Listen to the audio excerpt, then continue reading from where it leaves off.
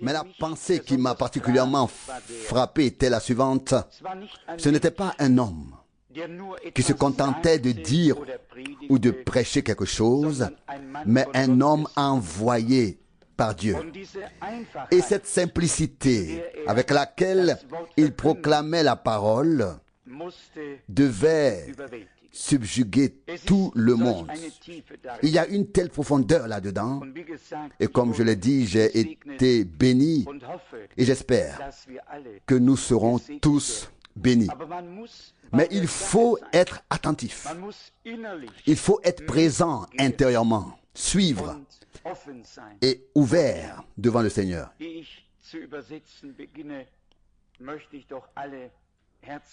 Avant de commencer à traduire, je voudrais souhaiter la bienvenue à tous, en particulier à notre cher frère de Kinshasa, au Zaïre. Si je me souviens bien, j'ai mangé chez lui. Vous pouvez le voir maintenant, que Dieu le bénisse. Parmi nous, nous lui demanderons demain de saluer brièvement l'Assemblée. Aujourd'hui, nous n'aurons pas le temps car nous voulons traduire. Que Dieu vous bénisse richement. Nous sommes reconnaissants envers tous ceux qui peuvent être ici, envers chaque frère, chaque sœur. Et je crois que nous ne faisons pas un long trajet uniquement pour nous voir ici. Nous venons pour avoir une rencontre avec Dieu.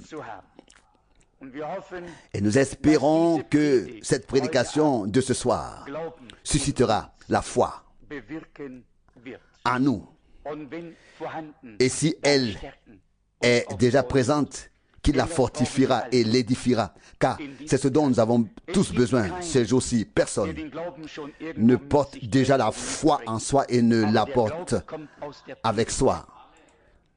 Mais la foi vient de la prédication, et aussi sûrement que nous entendons la prédication, aussi sûrement la foi vient dans nos cœurs, et alors Dieu confirmera aussi cette foi. Nous allons maintenant chanter simplement « Crois seulement », puis je traduirai, car cela prendra près d'une heure. Je vous demande d'être patient, le temps passera aussi. Crois seulement. Crois seulement. Tout est possible, oh crois seulement, crois seulement, crois seulement, tout est possible, oh crois seulement. Now let us bow our head just a moment before we open His Word. Most gracious Lord, we are happy this morning for the Prions maintenant avant d'ouvrir sa parole. Seigneur miséricordieux, nous sommes reconnaissants aujourd'hui pour le privilège que nous avons de pouvoir nous tenir en ta présence, de te regarder et de t'appeler notre Père. Nous nous souvenons des Écritures. Tu as dit, priez, notre Père qui est aux cieux, sachant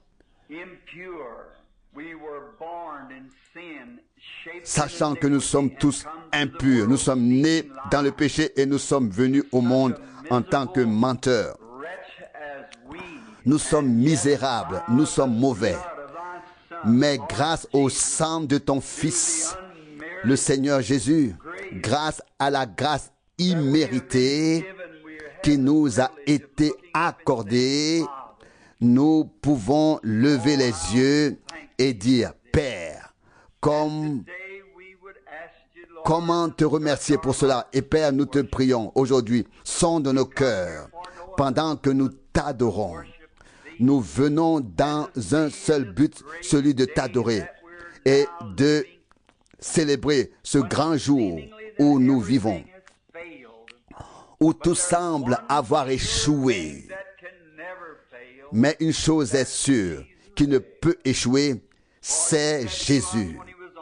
Car il nous a dit ici sur terre Le ciel et la terre passeront, mais mes paroles ne passeront point. Quelle certitude nous avons reçue. Notre âme peut reposer éternellement en elle, sur sa parole. Eh bien, elle nous a été donnée sous la forme d'un livre appelé la Bible, écrit par le Saint-Esprit et qui ne peut être révélé que par le Saint-Esprit. Qu'il vienne maintenant sur la parole écrite et parle par des lèvres mortelles à des oreilles mortelles, mais qu'il donne une compréhension éternelle dans les cœurs. Seigneur, sonde nos cœurs. Nous voulons t'aimer davantage, avoir une communion plus intime avec toi et nous rapprocher de toi. Nous te prions, Seigneur, en ce jour. Il y a tant de personnes dans le besoin, ici et dans le pays. Puissions-nous recevoir ce qu'il a acquis pour nous lorsqu'il a été frappé. Car il est écrit, il a été meurtri pour nos transgressions. Et par ses meurtrissures, nous sommes guéris. Oh, que le Seigneur soit loué et que mon âme n'oublie pas le bien qu'il a fait. Lui qui pardonne toutes tes transgressions et qui guérit toutes tes maladies. Seigneur, puissions-nous t'adorer ainsi et que tous ceux qui ont besoin de quelque chose le reçoivent, le salut pour l'âme, la guérison pour le corps, puissent-ils recevoir toutes les bénédictions. Et ce dès maintenant. Nous nous remettons à toi, Seigneur, et nous te demandons de nous parler, de nous écouter et de répondre à nos prières, car nous te le demandons au nom de ton Fils, Jésus-Christ, notre Sauveur. Amen.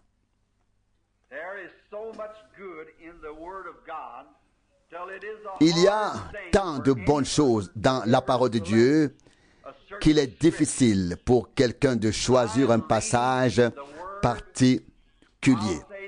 Quand je lis la parole, je dis, oh, cela semble si bon. Je vais le souligner. Et quand je continue à lire, j'aborde un autre sujet. Je m'assieds quelques instants et j'écoute l'Esprit me parler. Au bout d'un moment, je reprends ma lecture, puis je retrouve et je trouve quelque chose d'encore meilleur. Je le souligne, je me dis, je prêcherai là-dessus quand j'irai à l'assemblée. Et avant même de m'en rendre compte, ma Bible est soulignée partout. Comme Dieu, notre Seigneur, est bon, comme sa parole est précieuse pour ses saints. Et quel grand privilège nous avons aujourd'hui, à une époque, à une heure, dans cette heure où tous les espoirs semblent s'être envolés. Et pourtant, nous trouvons un fondement inébranlable, à savoir dans la parole. Cela fait quelques jours que j'ai à cœur, comme je l'ai dit à frère Neville, ou comme je le lui ai fait dire par Sir Woods, de parler aujourd'hui du thème « L'écriture sur le mur ». C'est un message que le Seigneur m'a donné lorsque je suis revenu de Californie. Mais ce message était si émouvant. C'était un moment particulier. Et je me suis dit, les gens comprennent-ils que nous vivons une époque particulière avec tout ce qui se passe actuellement, avec ce qu'ils envoient dans l'espace, etc. Nous sommes certainement à la fin. Et puis, quand les gens sont dans cet état et qu'on les laisse ainsi, sans leur apporter un message qui leur donne de l'espoir, cela ne va pas. Sinon, les gens sont dans un état où ils deviennent nerveux et se demandent ce qui se passe. Et je pense que lorsque je reviendrai dimanche prochain, je parlerai du thème « L'écriture sur le mur ». Puis du thème « L'Église sera-t-elle enlevée avant la tribulation ?»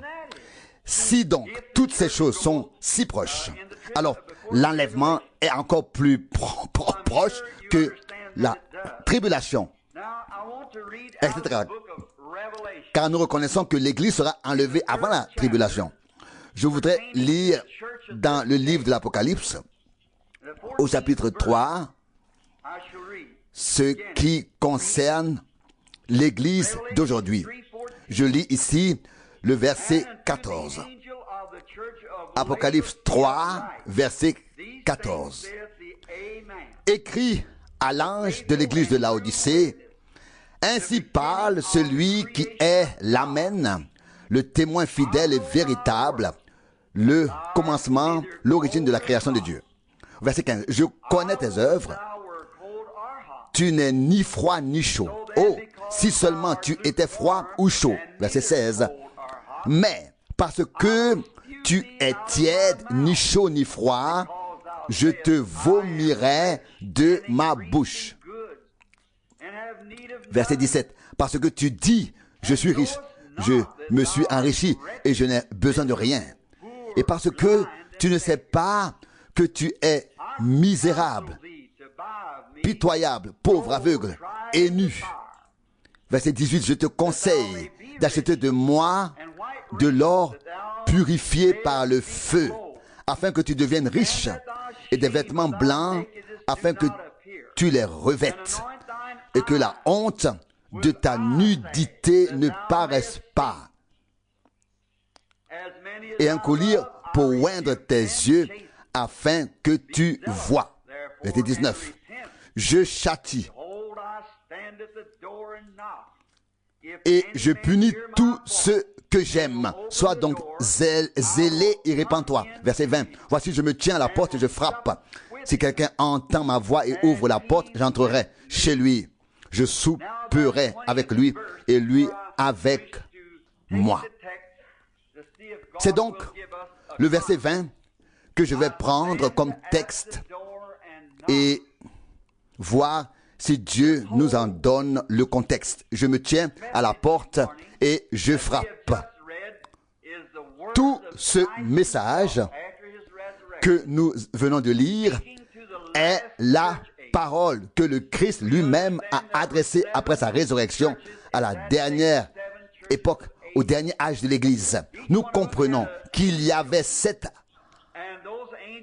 églises et 7 âges de l'Église, chacune a un ange, et l'ange a été envoyé pour apporter le message de l'Église à cet âge. Nous sommes maintenant dans l'âge de l'Église de Laodicée. Et c'est très inhabituel. Et nous voyons à quel point c'est énorme. Car cette parole concerne l'Église dans ce temps dans lequel nous sommes. Nous voyons à quel point tout est tiède. Personne ne s'inquiète plus. Bien sûr, nous avons de grands programmes, des bâtiments coûteux, valant des millions, etc. Et notre assemblée, notre communauté religieuse compte plus de membres que les autres. Et notre pasteur gagne plus d'argent. Il est mieux payé. Et nous sommes mieux lotis que jamais auparavant. Mais la Bible dit, dans Apocalypse 3, verset 17, tu es nu, pauvre, misérable et aveugle. Maintenant, pensez-y. Si quelqu'un est nu, pauvre et aveugle, et ne le sait même pas, eh bien, s'il le savait, il pourrait faire quelque chose pour y remédier. Il quitterait la rue, il chercherait des vêtements et essayerait d'avoir l'air présentable. Mais être dans cet état et ne même pas le savoir, c'est ce qui est terrible. Eh bien, face à tout cela, ce n'est pas mon texte. Jésus dit au verset 20, « Voici, je me tiens à la porte et je frappe. Si quelqu'un entend ma voix et ouvre la porte, j'entrerai chez lui et je souperai avec lui et lui avec moi. Oh, quelle invitation pour les hommes qui vivent aujourd'hui. Nous voyons ce qui se passe actuellement. Et puis cette merveilleuse invitation, verset 20, voici je me tiens à la porte et je frappe. Si quelqu'un entend ma voix et ouvre la porte, j'entrerai chez lui, je souperai avec lui et lui avec moi. Quelle communion, quel privilège, quelle communion. Il se tient à la porte et frappe. Je me souviens d'un grand artiste dont j'ai oublié le nom qui a peint un tableau représentant Jésus se tenant à la porte et frappant. Et vous savez bien qu'avant qu'un tableau puisse être exposé, il doit passer par la critique. Puis viennent certaines personnes qui trouvent tout ce qui ne va pas. Et après que ce tableau ait été critiqué, on a demandé à l'homme qui l'avait peint, il y a juste une chose qui ne va pas dans ce tableau. Tu as oublié la poignée de la porte. Oh non, dit le peintre, tu as mal compris. Si la poignée était à l'extérieur, il pourrait ouvrir et entrer. Mais la poignée est à l'intérieur. C'est la personne qui est à l'intérieur qui doit ouvrir et non Jésus qui se tient à l'extérieur. Et c'est ainsi, Jésus, avec toute sa miséricorde, tout son amour, toute sa compassion, mais c'est vous qui le laissez entrer ou qui le laissez dehors. La poignée est à l'intérieur. La poignée de porte est à l'intérieur. Pourquoi quelqu'un devrait-il frapper à la porte d'un autre? Quelle serait la raison? Eh bien, il veut entrer. Il veut entrer. Il y a quelque chose qui le motive. Soit il veut apporter quelque chose, montrer quelque chose ou dire quelque chose. Si quelqu'un frappe, c'est qu'il veut entrer. Peut-être veut-il veut-il avoir communion ou il y a quelque chose dont il veut parler. Il a quelque chose dont il veut parler. C'est pourquoi Jésus frappe à la porte. Qu'en pensez-vous? À travers les âges, des personnes très importantes ont frappé à toutes sortes de portes. Pensez au plus grand empereur de son temps, Auguste. Que pensez-vous qu'un soldat aurait ressenti s'il avait vécu quelque part dans une cabane et que le roi Auguste était sorti de son palais, s'était rendu à cette cabane et avait frappé à la porte? Quelle émotion cela aurait été pour ce simple soldat. Ce grand souverain de Rome se tient maintenant devant sa porte, frappe et souhaite lui parler. Oh, il aurait ouvert la porte, serait tombé à genoux et aurait dit, « Grand souverain, entrez dans ma modeste demeure. Tout ce que vous voyez ici vous appartient. » Bien sûr, il aurait été bouleversé d'avoir un tel privilège, celui d'accueillir le souverain de Rome de l'époque. Quel privilège cela aurait été pour un pauvre en Allemagne à l'époque d'Adolf Hitler. Si cet homme était venu chez un pauvre et avait frappé à sa porte, et l'homme serait allé à la porte et aurait regardé, et là, le Führer de l'Allemagne, le grand Hitler, comme on l'appelait, se tient à la porte, le souverain, le dictateur du pays. Oh, on aurait dit, je ne suis pas digne qu'un tel homme frappe à ma porte.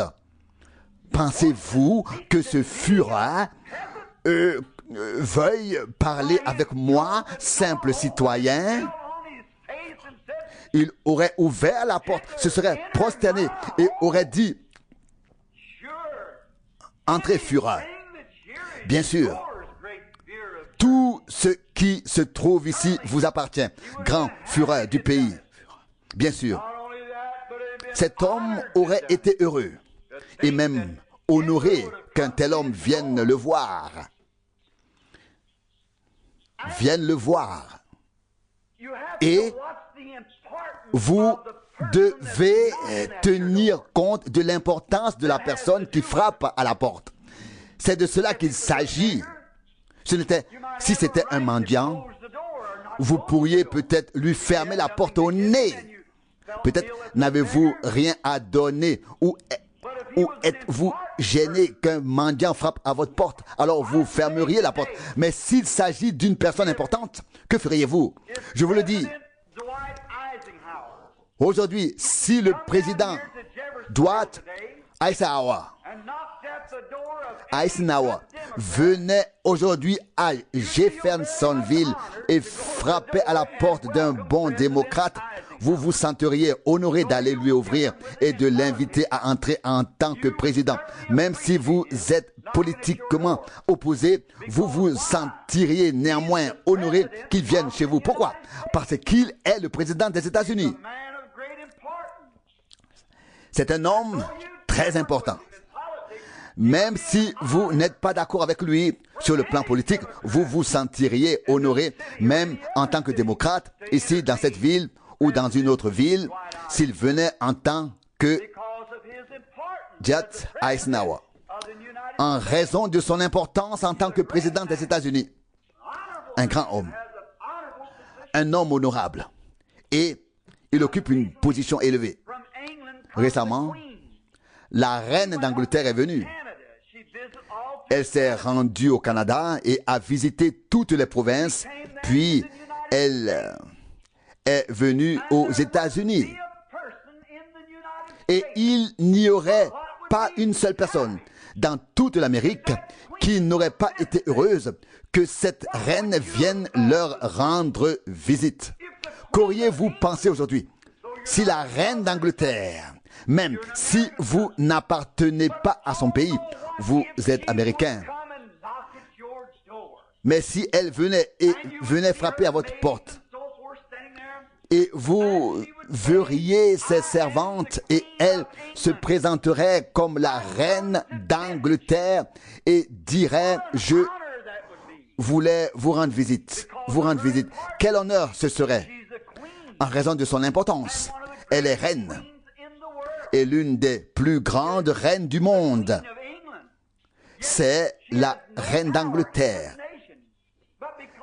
Même si elle n'a aucun pouvoir dans ce pays, mais en raison de son importance, vous seriez heureux de la laisser entrer. Et je serais heureux de l'accueillir, sachant que j'aurai le privilège et l'honneur de l'avoir comme invitée en tant que reine d'Angleterre. Mais maintenant, il s'agit de Jésus. Jésus se tient à la porte. Il frappe. Et nous le laissons dehors. Et ne lui ouvrons pas la porte. Nous le laissons frapper. Et je vous demande, qui est plus important que Jésus? Dites-moi, qui est plus grand que lui? Et ici, il dit, je me tiens à la porte et je frappe. Si quelqu'un m'ouvre, j'entrerai et je souperai avec lui. Et si tous les empereurs, si tous les Hitler et tous les grands hommes et femmes du monde frappaient ensemble à votre porte, ils n'auraient aucun poids en comparaison de celui qui se tient chaque jour à la porte de votre cœur, à savoir le Seigneur Jésus, et qui frappe. Il veut entrer. Il veut vous parler. Vous lui appartenez. Vous avez été créés à son image. Vous êtes des êtres humains créés à l'image de Dieu. Et il veut vous parler. Il ne va pas vers les grandes personnalités, il va vers les pauvres, vers ceux qui ont besoin de lui. Et tous ceux qui entendent sa voix et ouvrent la porte, il entre chez eux, il leur parle. Maintenant, réfléchissez à ce que cela signifie. Aujourd'hui, le roi de gloire, le grand je suis, celui qui était dans le buisson ardent, celui qui a séparé les eaux pour que le peuple d'Israël puisse passer, celui qui a parlé et le soleil s'est arrêté, c'est lui qui a formé le soleil et la lune, celui qui a dit Lazare sort, et l'homme qui était mort depuis 4 jours est sorti du tombeau et est revenu à la vie. Réfléchissez-y. Celui qui est entré dans la fosse aux lions avec Daniel et l'a protégé des lions. Celui qui est entré dans la fournaise ardente avec les 3 hommes et a éloigné le feu d'eux. Celui qui s'est tenu là et a dit « Je suis la résurrection et la vie. Celui qui croit en moi vivra même s'il meurt. Et quiconque vit et croit ne mourra jamais. » Il se tient à la porte de toute l'humanité. Il frappe et veut entrer. Il veut avoir accès à ton âme. Oh, quelle personne importante. Ne la rejetez pas. Maintenant, vous me dites, oh frère Branham, attendez un instant, je ne suis pas tout à fait d'accord avec vous. Je l'ai laissé entrer. Oh, c'est bien. Je suis heureux que vous l'ayez fait, que vous l'ayez laissé entrer. Mais savez-vous ce que vous avez fait? Il semble que vous l'ayez laissé entrer par la porte, mais vous avez beaucoup de petites pièces et de compartiments dans votre maison. Vous venez de le laisser entrer, mais il se tient là à la porte d'entrée. Il n'a rien à dire. Il ne peut aller nulle part. Il ne doit rien voir. Il doit venir, mais il doit rester là, à l'entrée. Oui, et qu'en aurait-il été si un guide? Si quelqu'un était venu et que vous lui aviez dit « Restez bien à la porte », c'est ce que nous faisons souvent, nous qui nous appelons chrétiens. C'est ce que nous faisons avec Jésus. Vous dites « Entre, oui, je crois que tu es le Fils de Dieu, mais laisse-moi tranquille, je m'occupe de mes affaires tout seul. » C'est cela qui est dangereux. Vous avez de toutes petites portes dans votre cœur, de petits compartiments dans votre cœur. Tous les chrétiens en ont, et oui, ils laissent entrer Jésus, mais ils ne laissent pas Jésus suivre son chemin.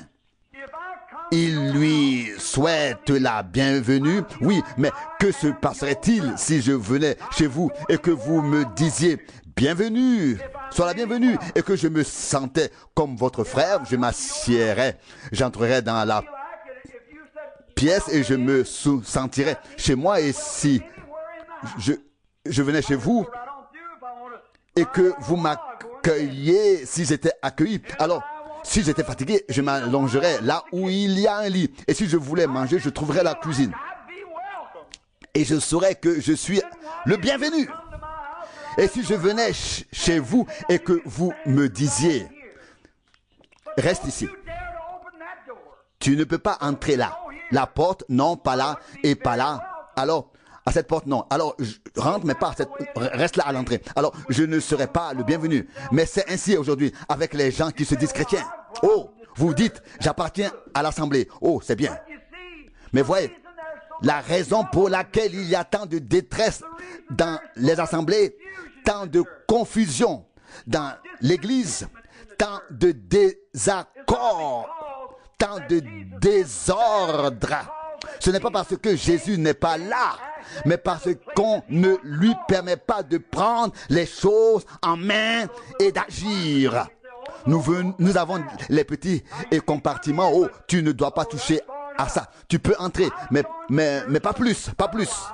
Pas plus loin, pas plus loin. Je vais à l'assemblée, mais laisse-moi tranquille avec mes affaires. mais Jésus veut être le souverain suprême sur vous.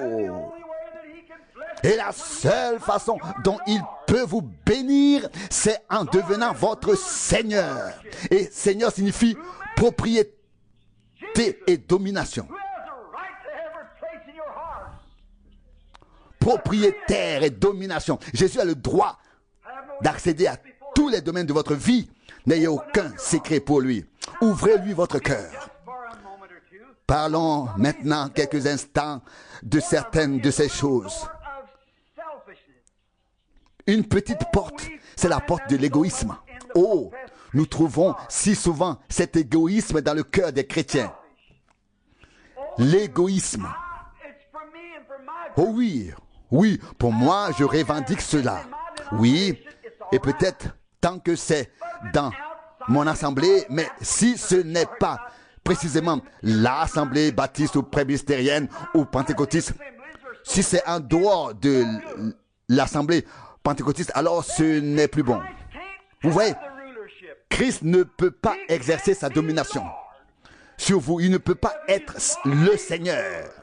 S'il est le Seigneur, alors il règne.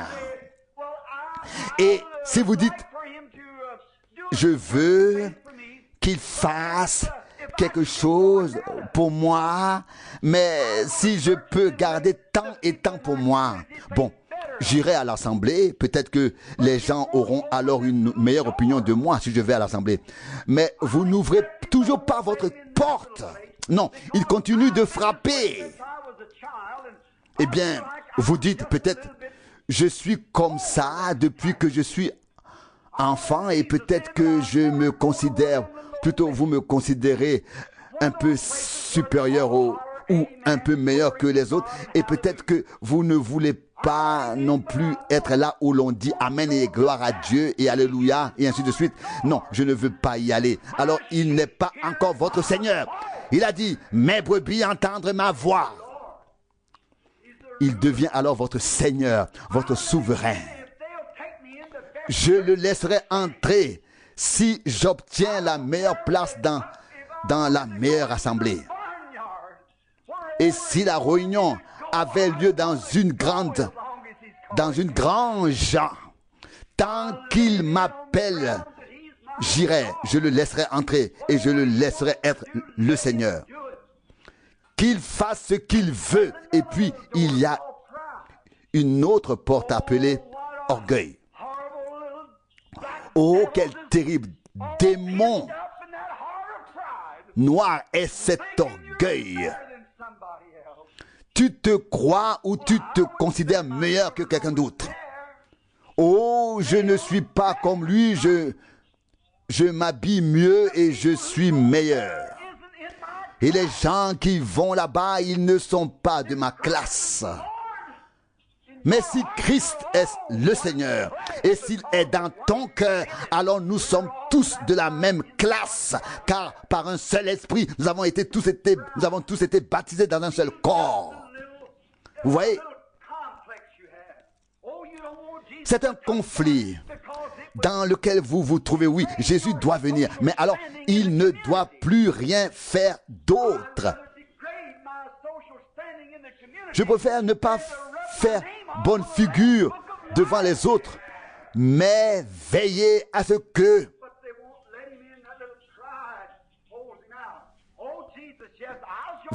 mon nom ne soit pas rayé du livre de vie. Orgueil, oui, je vais à l'assemblée. Je t'accueille, mais ne regarde pas dans ce compartiment. Non, ici, dans la porte, entrez ici, mais n'entrez pas là. Alors, il n'est pas votre Seigneur.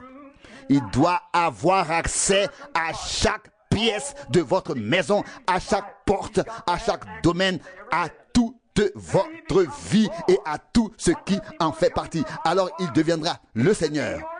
Pourquoi vient-il dans votre cœur? Pour être votre Seigneur. Il frappe à votre cœur pour devenir votre sauveur. Et si vous laissez l'égoïsme, l'orgueil, l'amertume et toutes ces choses dans votre cœur, l'irritation et toutes ces choses, alors il ne peut pas être le maître de votre cœur. Si ces choses y sont présentes encore, s'il est le maître, alors il est le maître de tout, dans tout votre cœur. Et c'est pourquoi il continue de frapper. Oh Seigneur, laisse-le entrer. Je veux entrer, dit-il. Avoir de la communion, partager le repas. Et nous avons alors aussi de la communion les uns avec les autres à ce moment-là. Le Seigneur et toi, vous êtes amis, vous appartenez l'un à l'autre. Ce que vous avez, il l'a aussi. Et ce qu'il a vous appartient. Vous voyez? Il est devenu comme vous afin que vous deveniez comme lui. Vous avez tout en commun. Il y a encore une autre chose, une autre porte dans le cœur dont je voudrais parler. C'est la porte de la foi. Tant de gens professant être chrétiens ne veulent pas ouvrir la porte de la foi. Vous dites, Seigneur, entre, mais je ne crois pas que toute la Bible soit vraie. Je crois ce que dit mon assemblée, mais le reste, je ne sais pas quoi en faire. Comment le Seigneur peut-il alors vous bénir?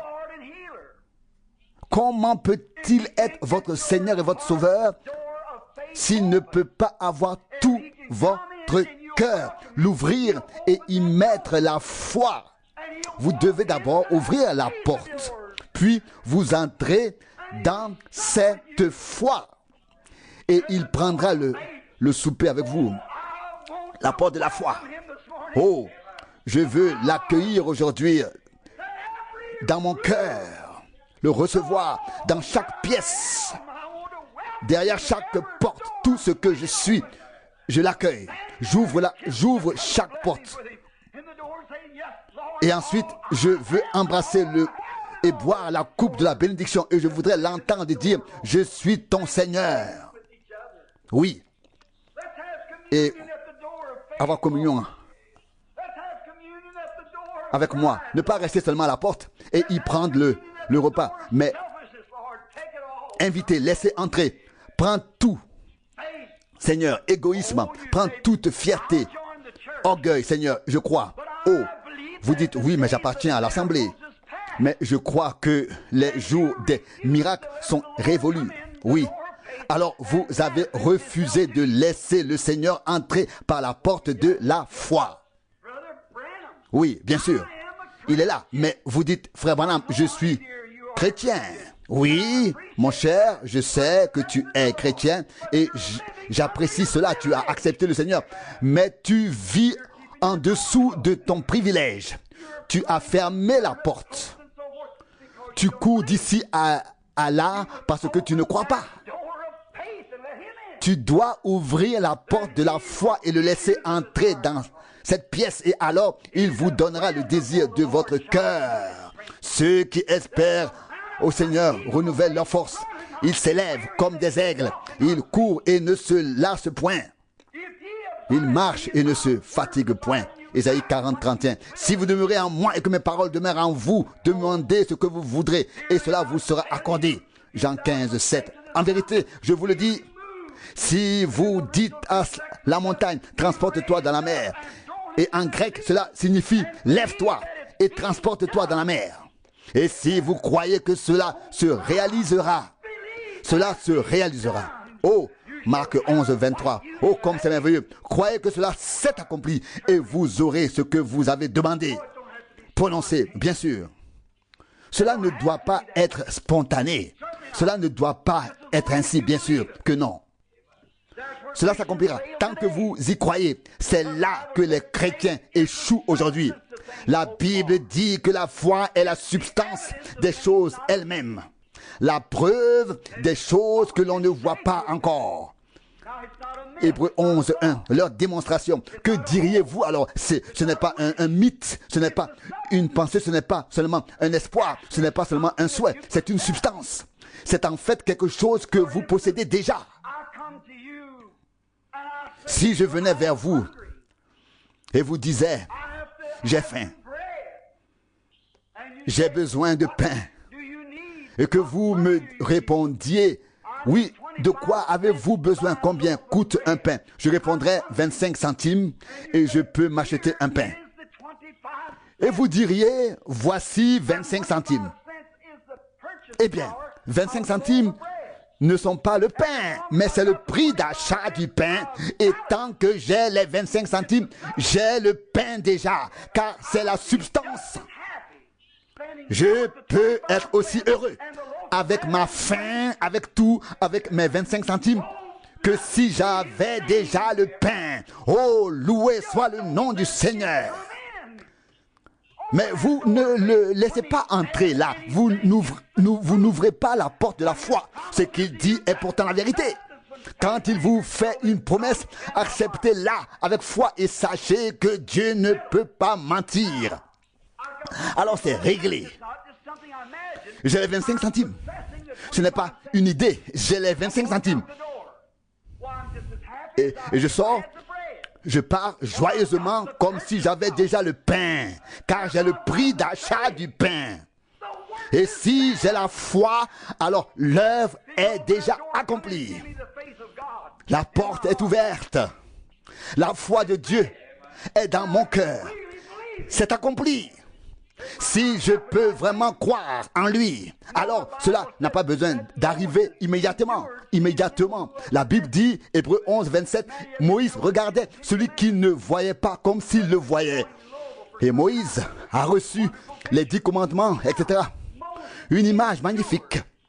Eh bien, Moïse regardait l'invisible comme s'il le voyait. Il le regardait et il tenait bon. Abraham, lorsqu'il a reçu la promesse à 75 ans, à 75 ans, qu'il aurait un fils avec Sarah, pour lui c'était réglé. À l'instant même où Abraham a ouvert son cœur, la porte de la foi s'est ouverte.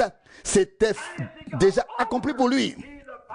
Arrivé pour lui, il vieillissait de plus en plus. Et la Bible dit dans Romains 4, verset 20, il ne s'affaiblit pas par son incrédulité, mais il devint de plus en plus fort et rendit gloire et honneur à Dieu, car il savait que Dieu pouvait faire, était plus que capable de faire ce qu'il avait dit. Amen.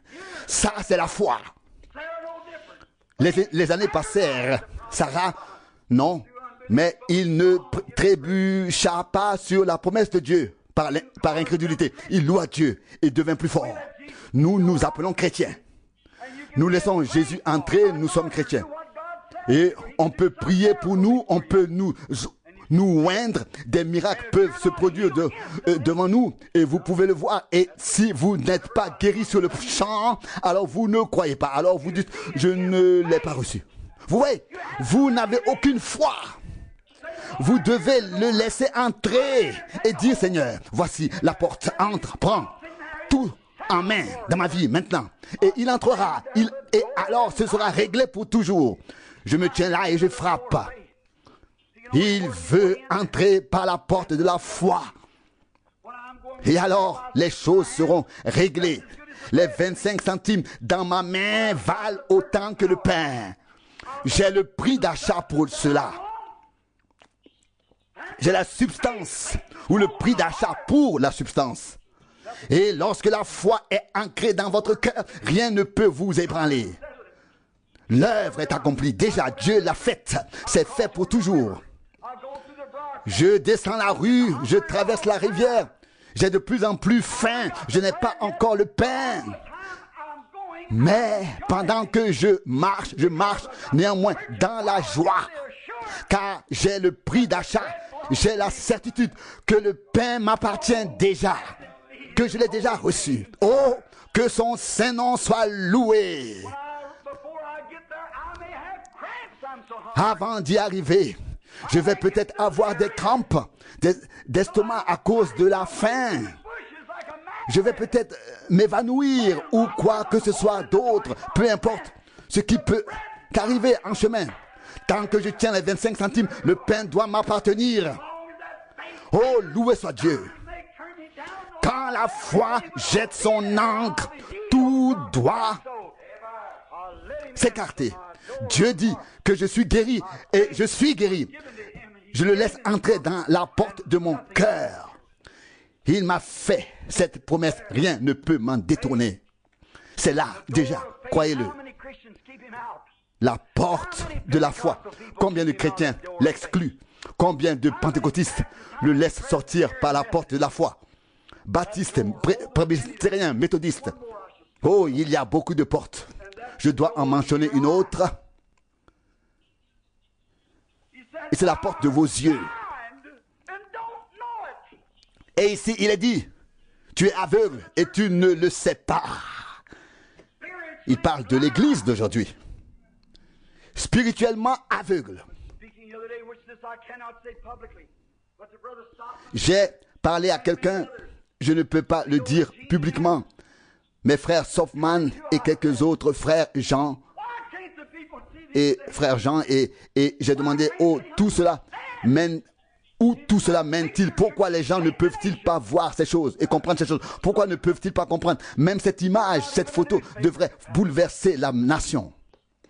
Même un journal ne peut la publier. Qu'a dit le docteur John Elezi du FBI? Il a dit, Mr. Branham, un jour, on trouvera ces choses dans les magazines à 10 cents. Pas d'écho, pas de réponse. J'ai dit, en vérité, prenez les cas des possédés à Portland, prenez les sorciers en Inde, prenez ce qui s'est passé au bord de la rivière et tout ce qui s'est passé. Et on peut difficilement organiser un rassemblement plus important. Quelque chose nous retient. Qu'est-ce que c'est? Ils n'ont pas reconnu Élie avant qu'il ne soit parti. Beaucoup ne savaient pas qui était Jean avant qu'il ne soit décapité. Ils ne savaient pas que Jésus était le sauveur du monde avant de l'avoir crucifié. Saint Patrick détestait la communauté religieuse romaine, catholique, et protestait contre elle. Mais après sa mort, ils l'ont fait saint. De son vivant, ils ne savaient pas qu'il était un saint. Ils ne savaient pas que François d'Assise était un saint. C'était un prédicateur qui va de lieu en lieu, la Bible à la main. Il prêchait au bord du fleuve et il avait l'autorité, il prêchait la parole de Dieu. Et ils ne l'ont pas reconnu avant sa mort. Seulement longtemps après, Jeanne d'Arc, qui a sauvé la France, était une sainte. Elle était spirituelle. Elle avait des visions. C'était une femme spirituelle. Elle entendait les anges parler. Elle entendait la voix de Dieu. Elle avait des visions. Et qu'ont-ils dit qu'elle était une sorcière? Et la communauté religieuse catholique l'a brûlée sur le bûcher. Les prêtres l'ont fait. Et elle a crié pour qu'ils aient pitié d'elle. 200 ans plus tard, ils ont reconnu qu'elle était une sainte. Et puis on a déterré les ossements des prêtres et on les a jetés dans le fleuve. Mais ils ne l'ont pas reconnue avant qu'elle ne soit venue et repartie. Jésus a dit, ils ne pouvaient pas croire, car Ésaïe a dit qu'ils ont des yeux et ne voient pas, qu'ils ont des oreilles et n'entendent pas. Jean 12, 40. Je l'ai écrit sur ma feuille blanche dans la Bible. J'ai eu une vision que le Seigneur m'a donné. Je l'ai mentionné dans l'assemblée. Il m'a dit, va en Afrique, puis retourne en Inde. Et j'ai répondu, oui Seigneur. L'ange du Seigneur m'est apparu entre les deux pièces dans la colonne de feu, comme vous pouvez le voir sur la photo. Va en Afrique, comme je te l'ai dit. Et un an plus tard, ils m'ont encore persuadé à faire autre chose. Et puis j'étais en voyage en Europe, à Lisbonne, et je suis tombé si malade que j'ai passé toute la nuit à vomir. Et le lendemain matin, je suis allé dans la salle de bain pour prendre une douche.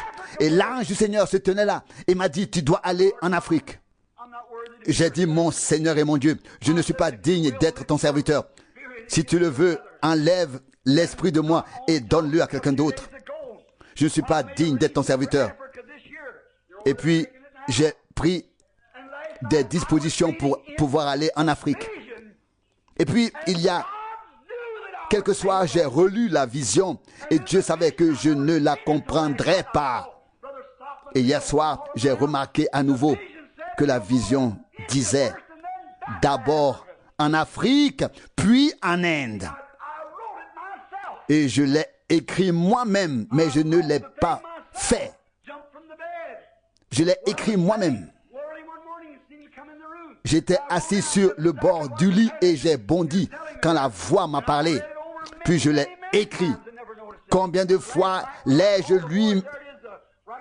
lu moi-même sans comprendre? Et beaucoup l'ont lu avec moi. Et pourtant, j'ai vu comment les gens seraient habillés.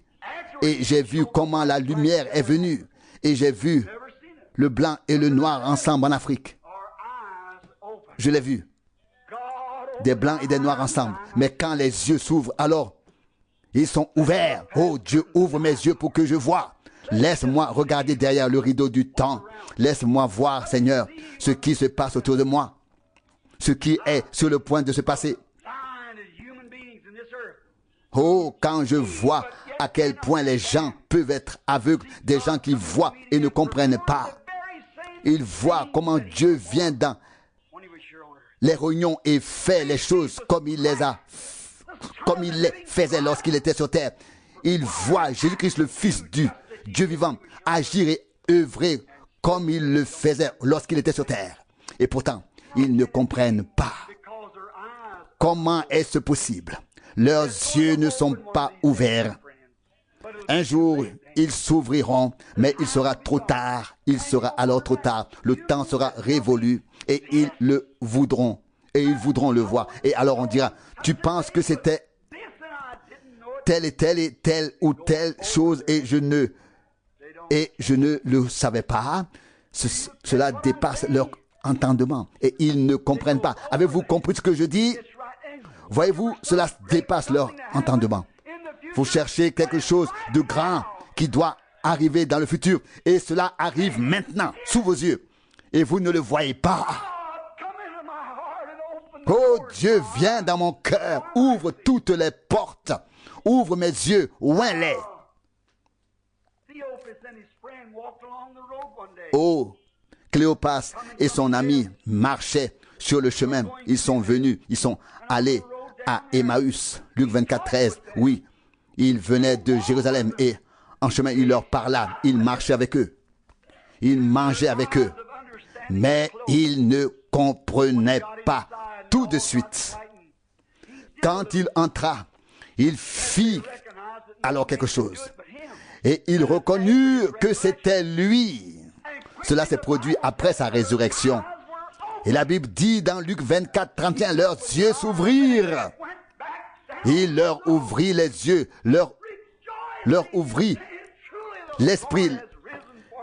Et ils retournèrent joyeux et dirent, en vérité, le Seigneur est ressuscité. Nous l'avons vu.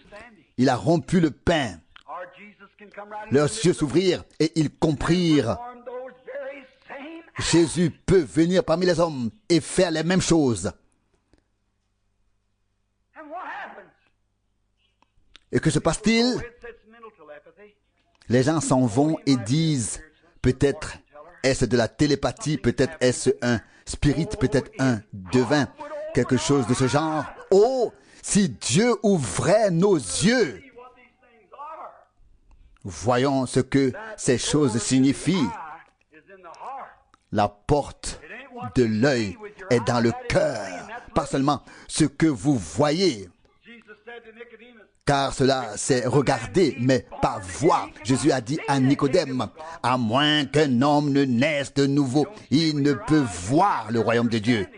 Vous ne voyez pas avec vos yeux, vous voyez avec votre compréhension. Vous regardez avec les yeux, vous comprenez avec le cœur. La porte de votre œil est dans votre cœur. Il s'agit de la porte de la compréhension. Oh, Jésus a dit qu'il ouvrirait l'œil, qu'il donnerait de l'onction. Il frappe. Le fait-il?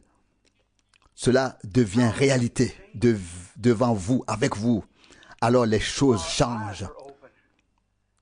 Lorsque nos yeux sont ouverts, il est toujours avec vous, il vous aide.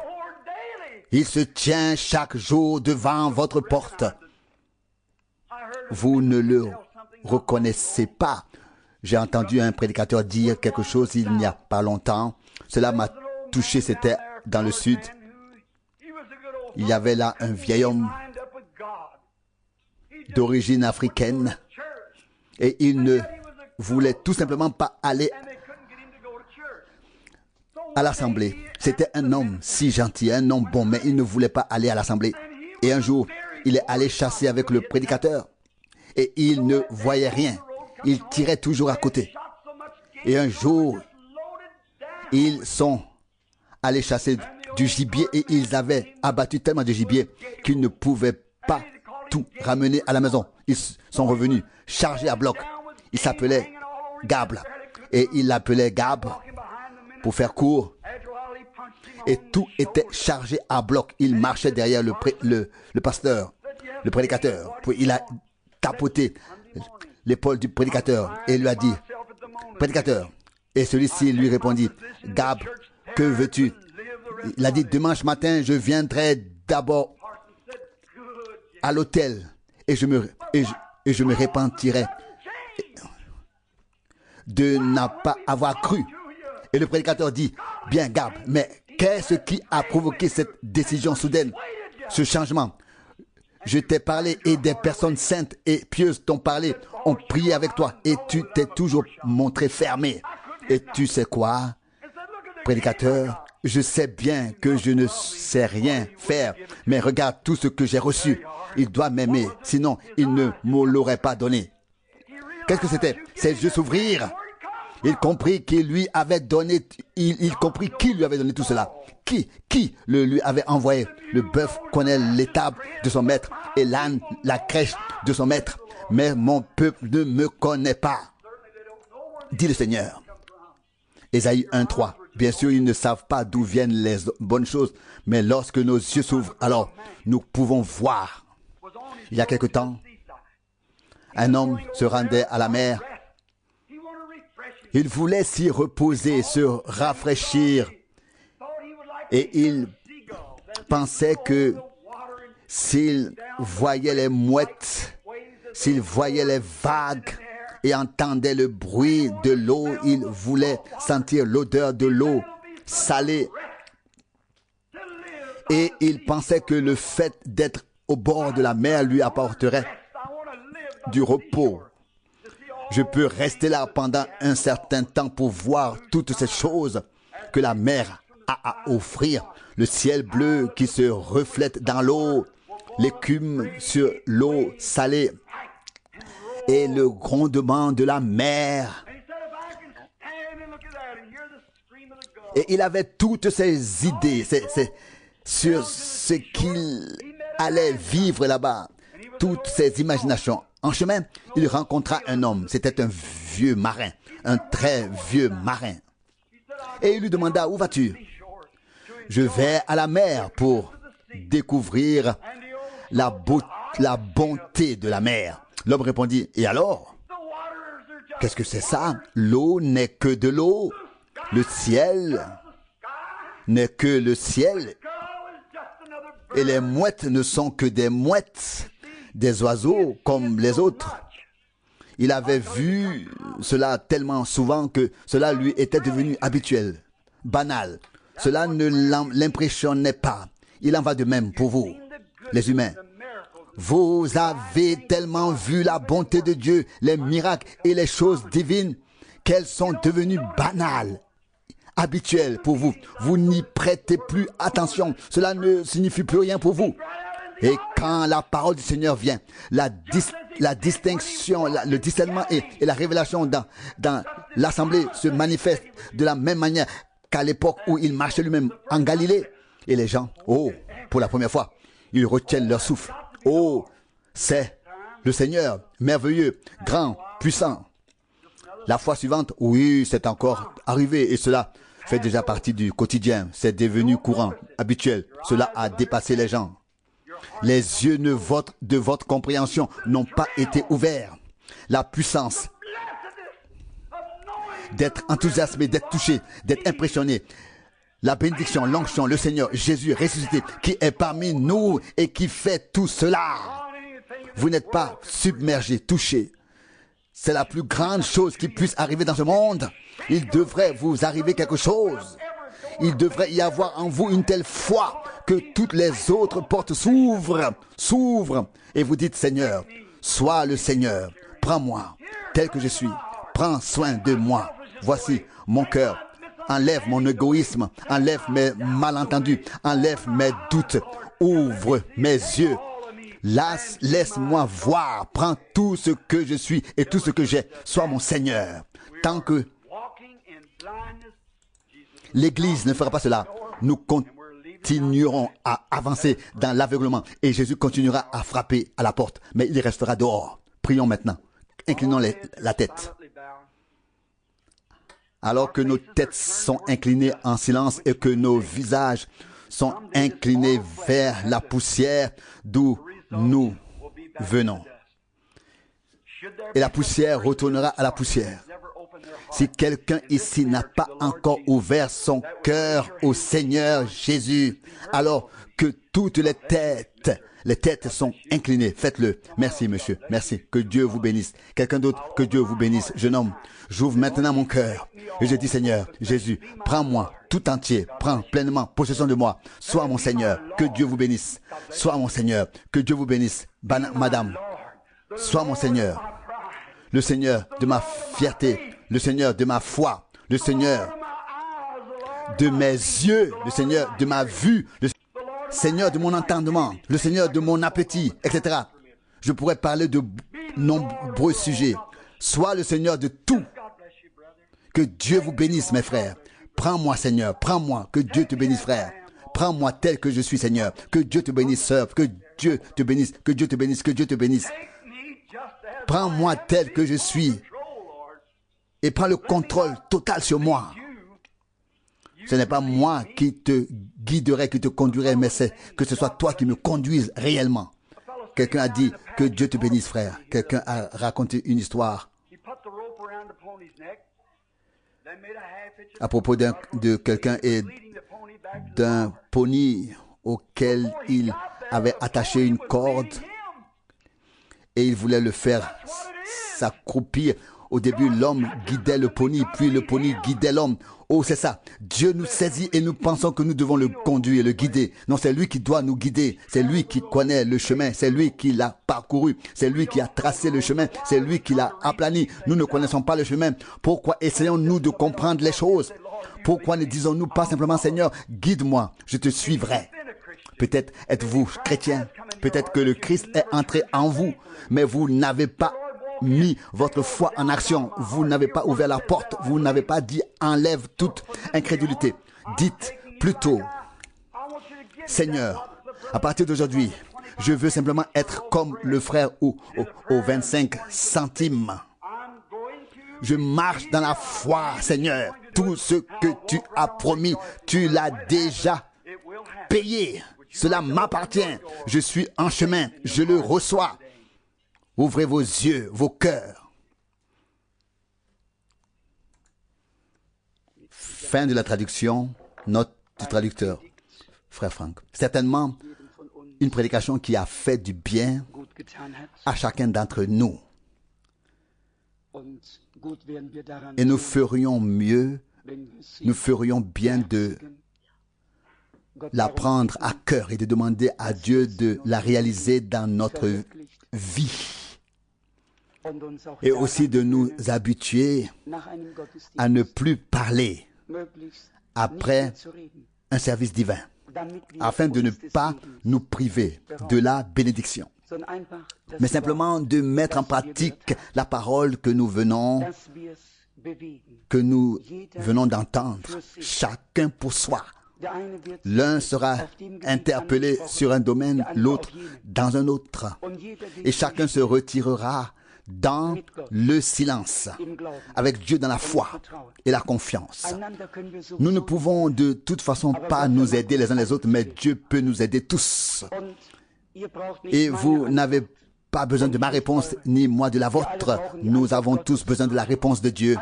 Tous, du premier au dernier. Et Dieu nous a fait une offre merveilleuse. Quelle prédication simple, mais profonde pour nous tous. Que Dieu nous accorde la grâce de pouvoir ouvrir chaque porte de notre cœur, tout ce qui s'y trouve. Peut-être s'agit-il d'une porte principale, puis de toutes les différentes pièces qui s'y trouvent, afin que nous puissions dire avec un cœur sincère et le penser vraiment, Seigneur, me voici tout entier. Une solution complète, une séparation totale de ce qui ne vient pas de Dieu, que ce soit le mot d'ordre de ma foi, et toute détresse disparaîtra. C'est ce que chante un compositeur. Je pense qu'il avait raison. Comme nous l'avons entendu, Dieu est un Dieu pragmatique. Il n'est pas un Dieu de théorie, mais de pratique. Et ce qu'il a promis, comme nous l'avons entendu, il a fourni déjà. Le prix a été déjà payé entièrement. Tout t'appartient. Tout m'appartient. Mais d'abord, comme nous l'avons entendu, nous devons être entièrement à la disposition du Seigneur afin qu'il puisse vraiment exercer son plein droit sur nous, puis avec nous et à travers nous.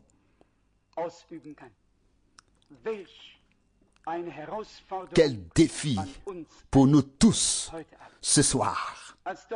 Quand les mains se sont levées, cela a simplement parlé à mon cœur et j'ai pensé comme ce serait beau si nous pouvions nous laisser émouvoir, toucher de la même manière par l'Esprit de Dieu, si la parole de Dieu nous parlait encore, si elle avait encore quelque chose à nous dire, si nous pouvions vraiment la suivre intérieurement.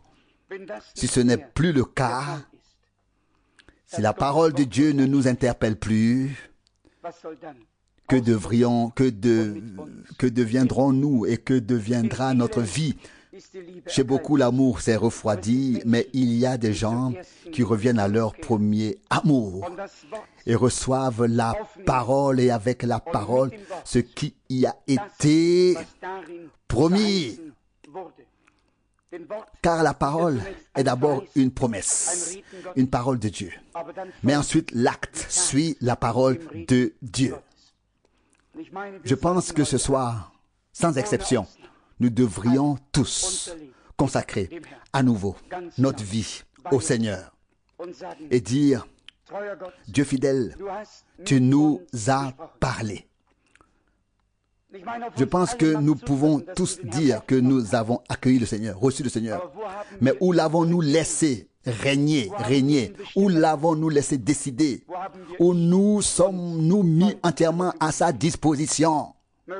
Que Dieu accorde sa grâce, afin qu'aucun d'entre nous ne quitte cet endroit sans avoir été interpellé, touché.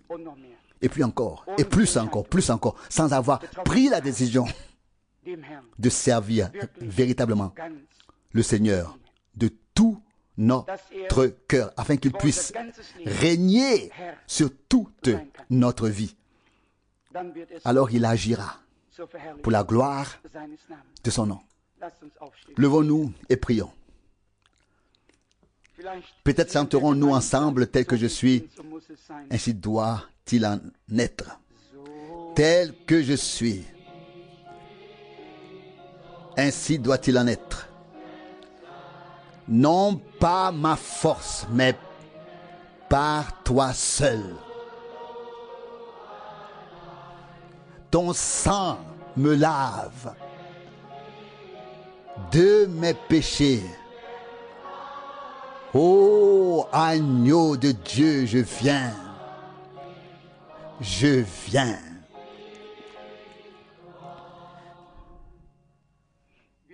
Nous inclinons la tête devant notre Dieu.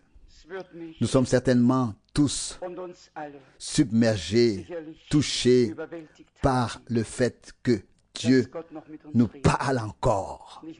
Je voudrais savoir combien d'entre vous ont senti au fond de leur cœur que Dieu vous a parlé personnellement.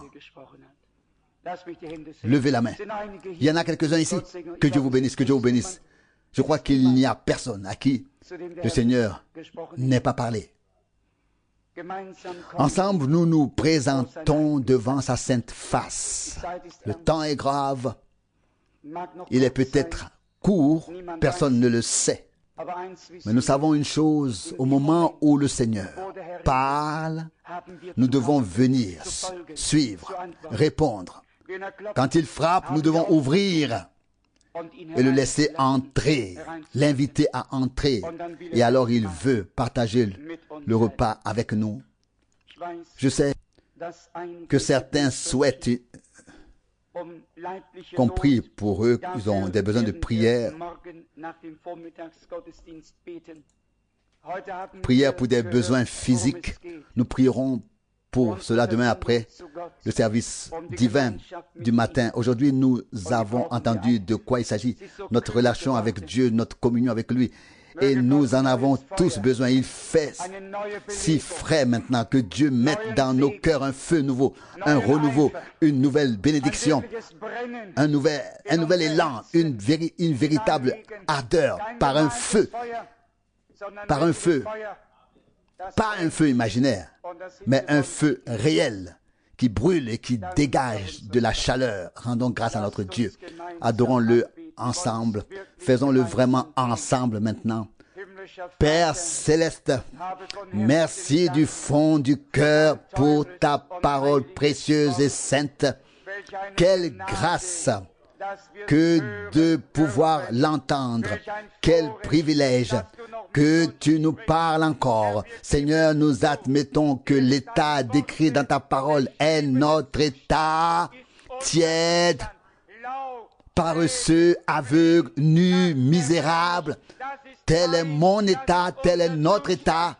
Seigneur, nous le confessons et nous te prions aujourd'hui. Sois miséricordieux envers nous. Entre, révèle-toi, mets fin à toute cette détresse.